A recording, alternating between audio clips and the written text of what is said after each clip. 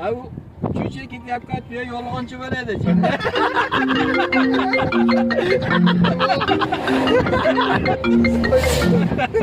Stoydagi onda. Bize siki to'g'rimizdan burilgan edi. Mashina qaysi bo'lini aylanmaydi.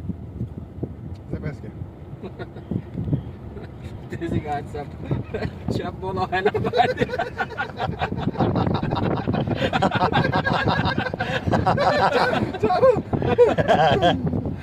Masalan, mana biz Akmal bilan cho'lda 70 kun qolib ketganmiz. Suvsiz, nonsiz qolib ketganmiz. Faqat baqa yeb kun kechirganmiz. Cho'lda baqa nima qiladi? Mayli, Abbas aka sizga xuddi shunaqa savollar. 7 yil oldin 10 yashar edingiz. Ha. 7 yil keyin necha yashar bo'lasiz? 7 yil oldin o yashardi. Ha. Hozir 7 yildan keyin. 7 yildan keyin necha yashar bo'lasiz? Hayır, 24 yashar bo'laman.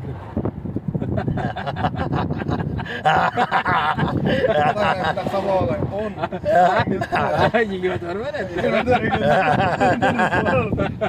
To'g'ri. 7'ga 7 o'ltirib. Mana shu narsani ko'pchiligi, ha, mana yana bittasi. Ha.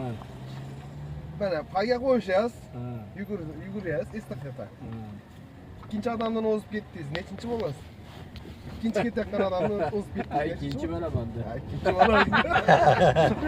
Endi senga savol. Xo'sh. 3 ta tuya ketyapti orqama-orqa. Bitta tuya, birinchi tuya aytdiki, orqamda 2 ta tuya bor deyapti. Xo'sh. Ikkinchida ketayotgan tuya orqamda bitta tuya bor deyapti. To'g'ri, haydabdim dedingki bitta. Uchinchi tuya aytyapti, orqamda 5 ta tuya ketyapti deyapti. Javob. 3 ta tuya ketyapti. 3 ta tuya ketyapti orqama-orqa. Aytyapti, orqamda 2 ta tuya ketyapti deyapti. Ikkinchida ketayotgan tuya orqamda bitta tuya ketyapti deyapti. Uchinchida ketayotgan tuya orqamda 5 ta tuya ketyapti deyapti.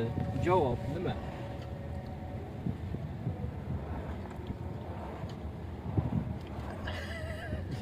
Ha. Qanday deysiz, nega ketyapti? O'z 3 ta tuya bo'lsin, ha. Topsa 2 ta so'msa manda. Go'sht yesamsa. Ha, top olmasa Akmal kishiga olib berasan. Erkami hadi. Topolmadim ana shuningizga. Ha, bo'lmasa bittadan nima ana qo'yib berasan, garella olib berasan. Aytaman, Kelishdi. olasan. Javobini ayting, chop. Ya böyle cevabını akallasan.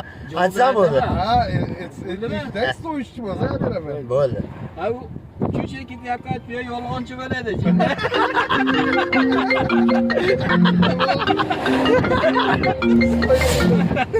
Stoydagi onda.